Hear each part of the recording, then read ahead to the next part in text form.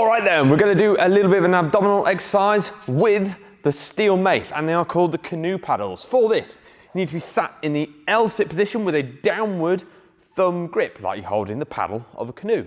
And what you're going to do is put your paddle in the water and scoop it back twice, and then change sides and do it again. So it looks like pass the knee, pull back, pass the knee, pull back, change the hands over, pass the knee, pull back, pass the knee, pull back. I go for 2 paddles to count as 1 rep. So 1, 2, there's 1 rep, 1, 2, there's the second rep. To make this a little bit harder, you can lean slightly back, and remember, get that mace head, pass the knee, pull, pull, change, pass the knee, pass the knee. To make it harder still, take your feet off the floor, do it again. Pass the knee, change, pass the knee, pass the knee. That's a great little abdominal exercise, also involving the obliques with the steel mace.